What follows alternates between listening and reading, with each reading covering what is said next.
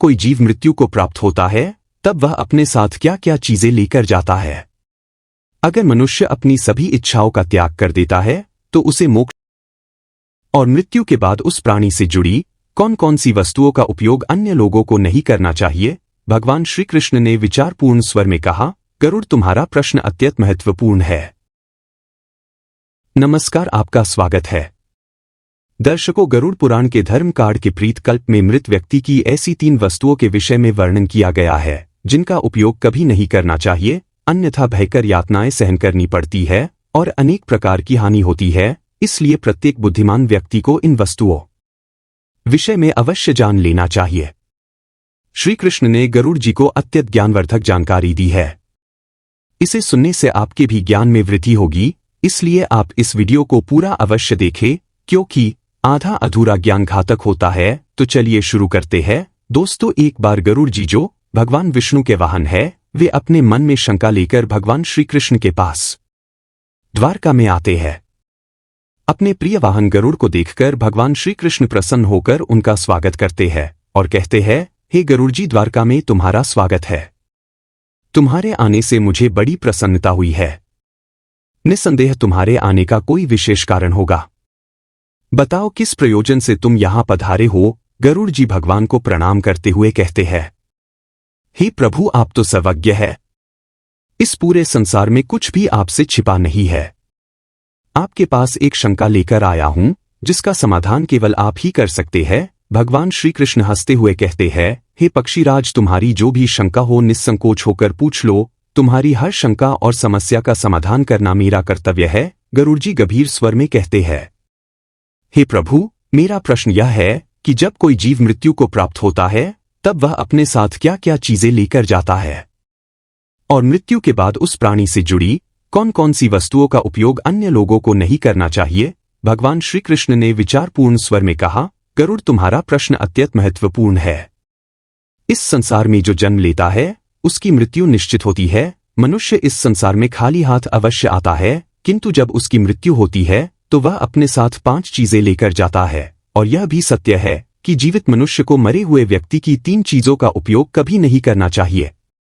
तुम्हारे इन दोनों प्रश्नों का उत्तर देने से पूर्व मैं एक ब्राह्मण और 5 प्रेतों की कथा सुनाता हूं, जिससे तुम्हारे सभी प्रश्नों का समाधान हो जाएगा। इस कथा को ध्यान से सुनना, क्योंकि इसके माध्यम से मानव जीवन के गूढ़ रहस्यों को समझा जा सकता है। इस कथा का श्रवण करने पर मनुष्य के कोटि कोटि पाप नष्ट होते हैं, इसलिए इस कथा का तुम प्रचार करो। गरुड़ जी ने श्रद्धा से कहा, हे प्रभु, मैं ध्यानपूर्वक आपकी कथा सुनने के लिए तैयार हूं। कृपया मुझे वह पवित्र कथा सुनाएं। फिर भगवान श्री कृष्ण ने गरुड़ जी को वह कथा सुनानी शुरू की। गरुड़, एक समय की बात है, मध्य देश में देव शर्मा नाम का एक गरीब ब्राह्मण रहता था। वह अत्यंत गुणवान और शास्त्रों में पारंगत था। उसने वेद और शास्त्रों का बड़े गहराई से अध्ययन किया हुआ था, किंतु वह अपने ज्ञान का कभी दुरुपयोग नहीं करता था। उसने कभी अपने ज्ञान का उपयोग धन कमाने के लिए नहीं किया। अत्यंत गरीब होकर भी वह भिक्षा मांगकर ही अपना गुजारा चलाता था। फिर एक दिन वह ब्राह्मण वन में तपस्या करने के लिए जाने का विचार करता है। वह ईश्वर का ध्यान करने के उद्देश्य से वन में विचरण करने लगा। ब्राह्मण जिस वन में प्रवेश करता है उसका नाम विपिन वन था। यह वन अत्यंत भयानक और डरावना था, जिसके बारे में दूर दूर तक लोग चर्चा किया करते थे। इस वन में प्रवेश करने की हिम्मत बहुत कम लोग कर पाते थे, क्योंकि वहां का वातावरण ही भय से भरपूर था। विपिन वन में ऊंचे ऊंचे पेड़ थे, जिनकी शाखाएं इतनी घनी थी कि सूर्य की किरण भी नीचे तक नहीं पहुंच पाती थी। इनमें से कुछ पेड़ प्राचीन काल से खड़े थे, जैसे महावृक्ष, जिनकी विशाल जड़ें जमीन से बाहर निकलकर हर दिशा में फैली हुई थी। वहां पर वटवृक्ष और अश्वत्थ जैसे वृक्षों की भरमार थी, जो अपने नीचे किसी को भी दबा सकते थे। इस भयंकर वन में माडव और शमी जैसे पेड़ भी थे, जिनके पास से गुजरते हुए लोगों के रोंगटे खड़े हो जाते थे। इन वृक्षों की शाखाएं मुड़ी तुड़ी और विकृत थी और उन पर अक्सर अजीब से जीव लटके रहते थे। वहां उगने वाले पौधे भी डरावने थे। वे कामता और मजूर था, जैसे जहरीले बेलों ने पूरे वन को अपने शिकजे में लिया हुआ था। जंगल में हर तरफ कटीली झाड़ियां उगी हुई थी, जो घुसने वालों को चोट पहुंचाने के लिए तैयार रहती थी। इस वन में विचरण करने वाले पशु पक्षी भी साधारण नहीं थे। यहाँ काले पंखों वाली उल्लू दिन में भी विचरण करते थे, जिनकी भयानक आवाजें हवा में गूंजती थी, जंगली भेड़िए अपने शिकार की तलाश में हमेशा घूमते रहते थे और उनकी आंखें अंधकार में चमकती थी। काले धब्बों वाले तेंदुए और हिंसक भालू भी यहां आम थे। पक्षियों में शकुनी नामक गिद्ध और काली मैना पेड़ों पर बैठे दूर से आए लोगों को आतंकित करते थे। विपिन वन का सारा वातावरण ही अत्यंत रहस्यमय और डरावना था, जहां हर कदम पर मृत्यु का भय मंडराता रहता था और चलते चलते वह एक अत्यंत प्राचीन वृक्ष के पास पहुंच जाता है। वह देखता है कि उस वृक्ष के नीचे 5 पिशाच खड़े हुए हैं। वे सभी पिशाच उस जंगल से गुजरने वाले मनुष्यों का भक्षण करते थे। कोई भी मनुष्य उस मार्ग से जाता तो वे उसे पकड़कर खा लिया करते थे। पिशाच होने के कारण उनके अदर धर्म का कोई अंश नहीं था। वे अत्यंत पापी और दुराचारी थे। वे किसी पर भी कभी दया नहीं करते थे। जब वह ब्राह्मण उस वृक्ष के पास आता है तो वे पिशाच एक दूसरे से कहने लगते हैं, अरे वाह, देखो भाई, हमारे लिए आज ताजा ताजा भोजन आ रहा है। पहले मैं ही इस ब्राह्मण को खाऊंगा, इसका मांस तो इतना स्वादिष्ट होगा। यह ब्राह्मण केवल सात्विक भोजन ग्रहण करता होगा, इसलिए इसके शरीर में किसी भी प्रकार के रोग नहीं होंगे, कोई कीड़े और क्रम में भी नहीं होंगे। इसका मांस खाने में बड़ा आनंद आएगा। हा हा हा हा। दूसरा, इस ब्राह्मण का भक्षण तो मैं ही करूंगा। आज कई दिनों के पश्चात शिकार हाथ लगा है। इस प्रकार से वे पिशाच उस ब्राह्मण को खाने के लिए आगे आते हैं। लेकिन जब वह ब्राह्मण उन पिशाचों को देखता है तो वह बिल्कुल भी भयभीत नहीं होता है। वह ब्राह्मण भगवान विष्णु का परम भक्त था और वह हर समय श्री हरि का नाम जपता रहता था, इसलिए उसे किसी से भी कोई भय नहीं लगता था। उन पिशाचों को देखकर भी ब्राह्मण भयभीत नहीं हुआ और उन पिशाचों की ओर देखते हुए उन्हें प्रणाम करने लगता है और कहता है, 6 पिशाचों, तुम्हें नमस्कार है। उस ब्राह्मण का ऐसा विचित्र व्यवहार देखकर पिशाच हो जाते हैं। विष्णु भक्त ब्राह्मण के सानिध्य से उनके अदर से हिंसा का भाव नष्ट हो जाता है और वे आश्चर्यचकित होकर उस ब्राह्मण की ओर देखते हैं और उस ब्राह्मण से कहने लगते हैं, महात्मा, आप कौन है और इस वन में अकेले क्यों भटक रहे हैं? हम पिशाचों को देखकर भी आपको जरा सा भी भय नहीं लगा। बड़े बड़े शूरवीर योद्धा भी हम पिशाचों को देखकर थर थर कांपने लगते हैं, हमें देखकर डरकर भागने लगते हैं, किंतु आपके मन में किसी भी प्रकार का भय दिखाई नहीं पड़ रहा है। आपके सानिध्य में आने पर हमारी भूख भी समाप्त हो चुकी है। हम तो आपको भोजन समझकर प्रसन्न हो रहे थे और आपको खाने वाले थे। फिर वह ब्राह्मण कहता है, पिशाचों, मुझे आपसे बिल्कुल भी भय नहीं लग रहा है, क्योंकि मैं जानता हूं कि भगवान हमेशा मेरे साथ है और उनकी इच्छा के बिना तो पेड़ का पत्ता तक नहीं हिलता। यदि मेरी मृत्यु आप पिशाचों के द्वारा ही होनी है तो मुझे यह भी स्वीकार है। प्रभु ने मेरे भाग्य में जो भी लिख दिया है मुझे वह मंजूर है।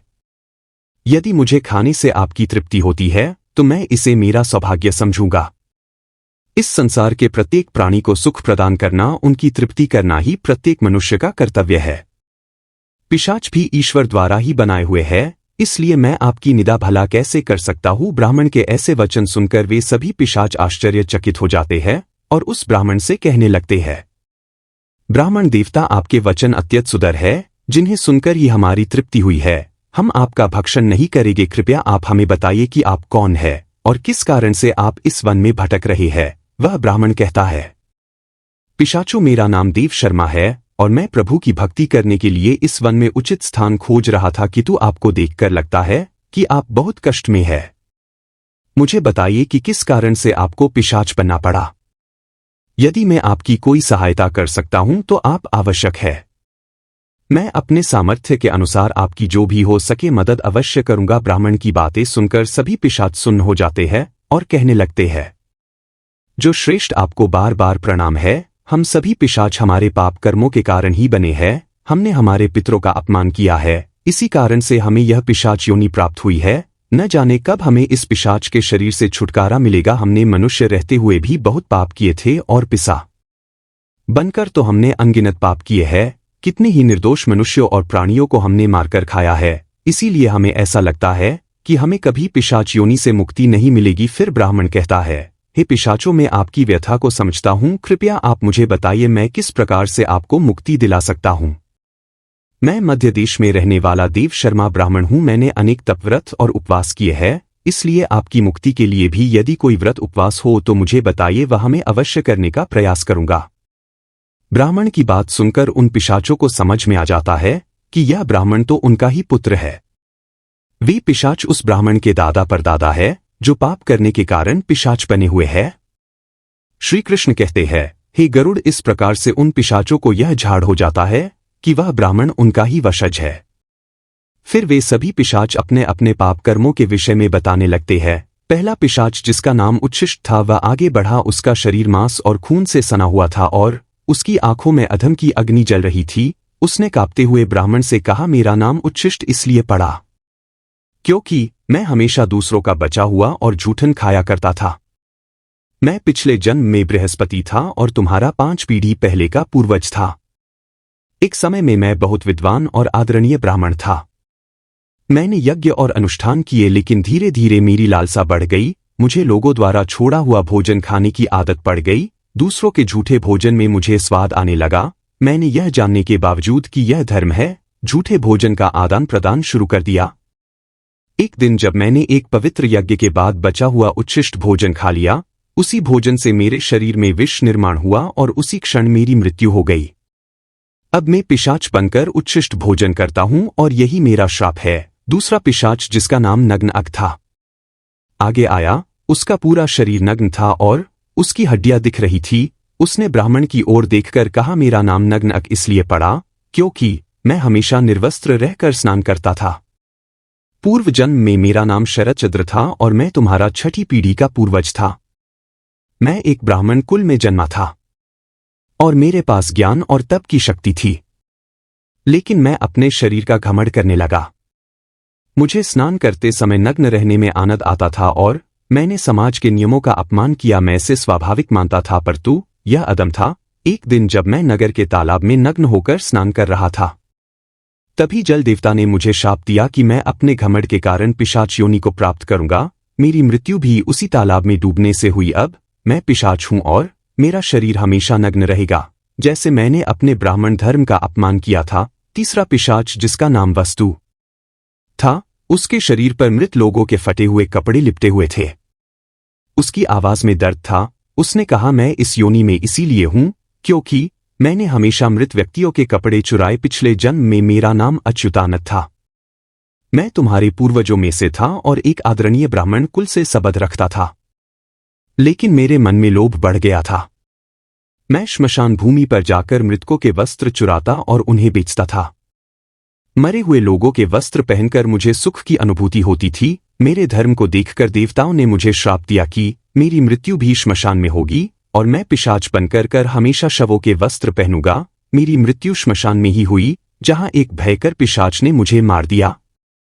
अब मुझे मृतकों के वस्त्र पहनने का श्राप मिला है। पिशाच जिसका नाम अनशौच था, उसकी उपस्थिति इतने गधे और बदबूदार थी कि ब्राह्मण को सांस लेना कठिन हो गया। अनशौच ने कहा, मेरा नाम अनशौच इसलिए पड़ा क्योंकि मैंने हमेशा अपवित्र और गंभीर चीजों में खुद को लिप्त रखा। मैं पिछले जन्म में धर्मराज था और तुम्हारा पूर्वज था।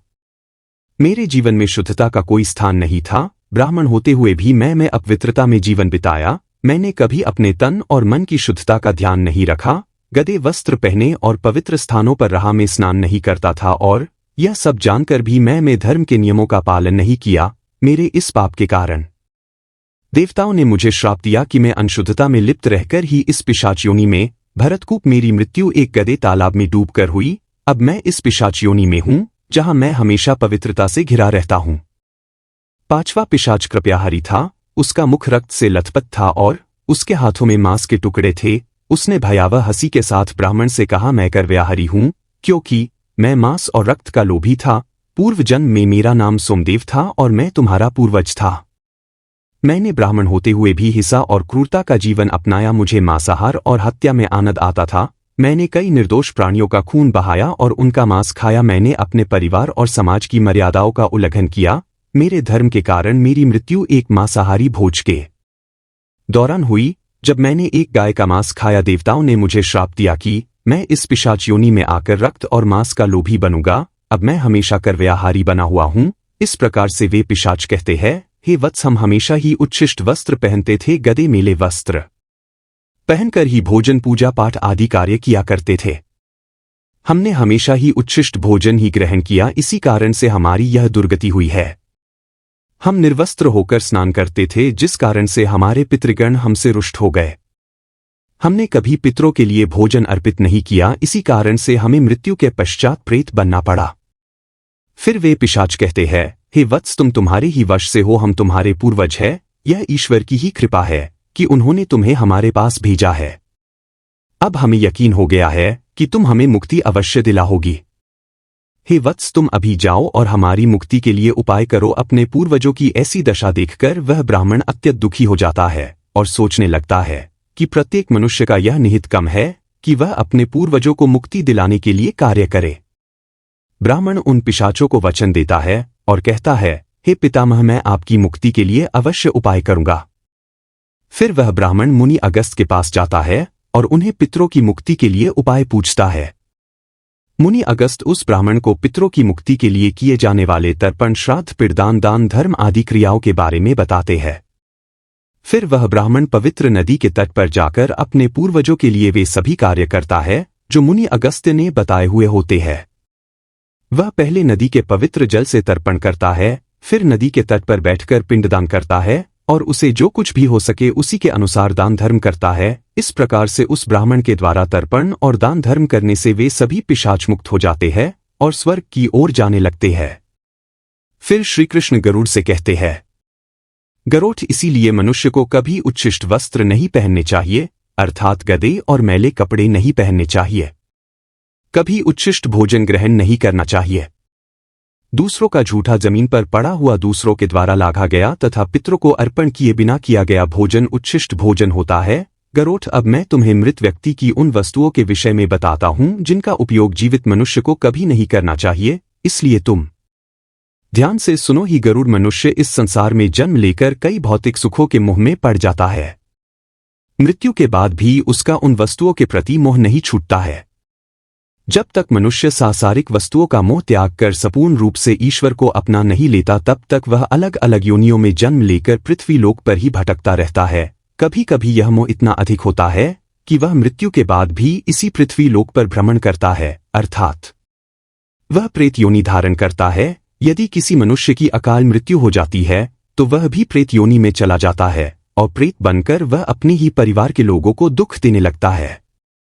कई बार मनुष्य अपने मृत परिजनों की वस्तुओं को उनकी याद में अपने पास रख लेते हैं या उनकी वस्तुओं का उपयोग भी करने लग जाते हैं। लेकिन मनुष्य को मृत व्यक्ति की कुछ वस्तुओं का उपयोग कभी नहीं करना चाहिए, क्योंकि इन वस्तुओं के साथ उस मृत व्यक्ति की ऊर्जा जुड़ी हुई होती है। उस मृत व्यक्ति का उन वस्तुओं के प्रति मोह बहुत अधिक होने के कारण वह मृत्यु के बाद भी उन वस्तुओं से जुड़ा रहता है, और यदि कोई इन वस्तुओं का प्रयोग करता है तो उसे कई परेशानियों का सामना करना पड़ता है। वह मृतात्मा उसे कई प्रकार से कष्ट देने लगती है।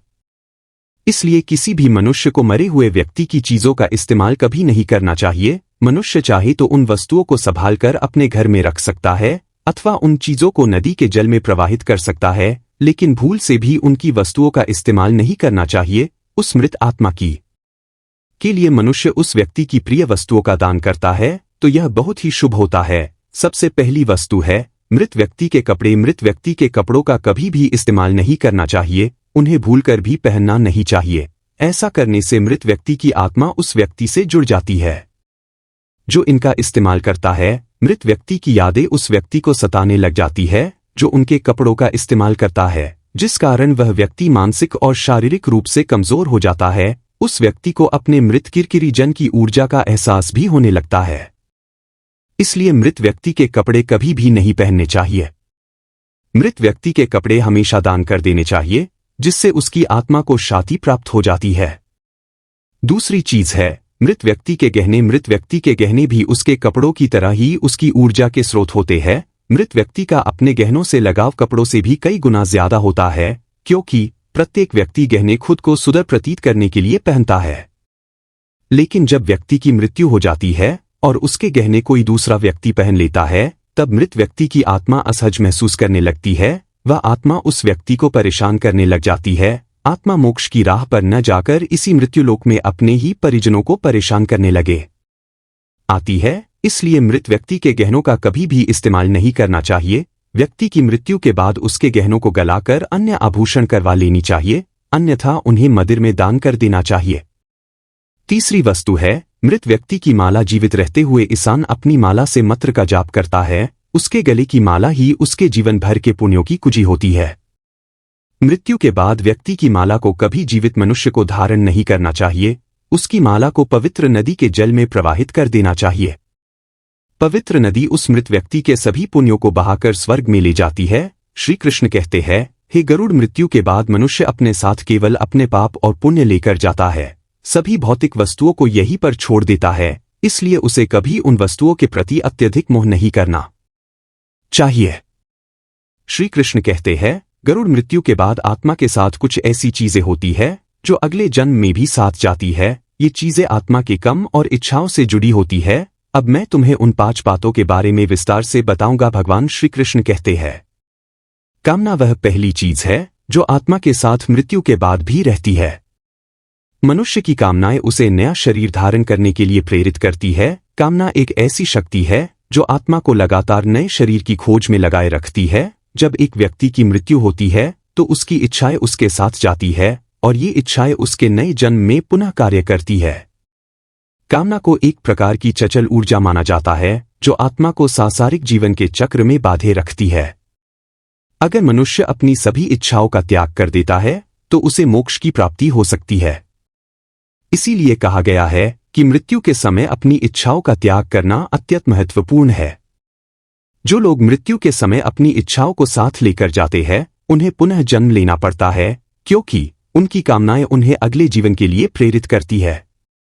श्री कृष्ण कहते हैं, वासना कामना का ही एक उन्नत रूप है। वासना वह है जो मनुष्य को इंद्रियों के सुख और भोग की ओर आकर्षित करती है। यह एक ऐसी लालसा है जिसका कोई अंत नहीं है। मृत्यु के समय भी अधिकांश लोग वासना से मुक्त नहीं हो पाते हैं। यह वासना सांसारिक वस्तुओं, धन, परिवार और भोगों के प्रति आकर्षण को बढ़ाती है। वासना इतनी शक्तिशाली होती है कि यह मृत्यु के बाद भी आत्मा के साथ रहती है। वासना का उदाहरण विष्णु पुराण में राजा भरत की कथा में मिलता है। राजा भरत ने एक हिरण के बच्चे से अत्यधिक प्रेम किया और उनकी वासना इस बच्चे के प्रति इतनी प्रबल थी कि मृत्यु के समय भी वे उसी हिरण के बारे में सोचते रहे। परिणामस्वरूप उन्हें अगले जन्म में हिरण की योनि प्राप्त हुई। यह दिखाता है कि वासना आत्मा को बंधनों में बांधे रख दी है। मन की शांति और ज्ञान से ही वासना से मुक्ति मिल सकती है। श्री कृष्ण आगे कहते हैं, कम मनुष्य की सबसे महत्वपूर्ण धरोहर है जो उसके साथ मृत्यु के बाद भी जाती है। मनुष्य जीवन में जो भी कार्य करता है, अच्छे या बुरे, वे कम उसके अगले जन्म में फल देते हैं। मृत्यु के समय आत्मा द्वारा किए गए सारे कर्मों का लेखा जोखा होता है। अगर किसी व्यक्ति ने अच्छे कर्म किए हैं तो उसे परलोक में सुख और शांति मिलती है और अगले जन्म में भी उसे समृद्धि प्राप्त होती है। वही अगर उसने बुरे कर्म किए हैं तो उसे नाक या दुखदायी जीवन की प्राप्ति होती है। यही कारण है कि हमारे धर्म शास्त्रों में कर्म को अत्यधिक महत्व दिया गया है। कर्म की गति इतनी अद्भुत होती है कि यह 7 जन्मों तक आत्मा का पीछा करती है। इसलिए मनुष्य को सदैव पुण्य कर्म करने का प्रयास करना चाहिए। भगवान श्री कृष्ण चौथी चीज के रूप में कर्ज का उल्लेख करते हैं। वे कहते हैं, कर्ज एक ऐसी वस्तु है जो मृत्यु के बाद भी आत्मा का पीछा करती है। यदि कोई व्यक्ति जीवन में किसी से आनंद लेता है और उसे चुकाए बिना मर जाता है तो वह कर्ज अगले जन्म में भी उसके साथ रहता है। कर्ज आत्मा पर एक प्रकार का बंधन बनाता है और जब तक यह चुकाया नहीं जाता आत्मा इससे मुक्त नहीं हो सकती। मृत्यु के बाद उस आत्मा को परलोक में कर्ज चुकाने के लिए भी दंड दिया जा सकता है। पुनर्जन्म में कर्ज के कारण व्यक्ति को शारीरिक या मानसिक कष्ट झेलना पड़ सकता है। इसीलिए धर्मशास्त्रों में कहा गया है कि जीवन में लिए गए सभी आरोपों को चुकाकर ही मृत्यु की ओर बढ़ना चाहिए, ताकि आत्मा अगले जन्म में इस बोझ से मुक्त हो सके। अंत में भगवान श्री कृष्ण गरुड़ जी को भक्ति का महत्व बताते हैं। वे कहते हैं, भक्ति वह पवित्र मार्ग है जो आत्मा को ईश्वर से जोड़ता है। जो व्यक्ति सच्चे मन से भगवान की आराधना करता है उसकी आत्मा मृत्यु के बाद भी उस भक्ति का फल प्राप्त करती है। भक्ति ही वह शक्ति है जो आत्मा को जन्म मरण के चक्र से मुक्त कर सकती है और उसे मोक्ष की प्राप्ति दिला सकती है। भक्ति से भरा हृदय मृत्यु के बाद भी ईश्वर के समीप रहता है। यही कारण है कि भक्ति को जीवन का सबसे पवित्र साधन माना गया है। इस प्रकार भगवान श्री कृष्ण ने गरुड़ जी को बताया कि आत्मा के साथ मृत्यु के बाद कामना, वासना, कम कर्ज, पुण्य और भक्ति रहती है। ये चीजें आत्मा को जीवन के चक्र में बांधे रखती है। या मोक्ष की ओर ले जाती है, तो दोस्तों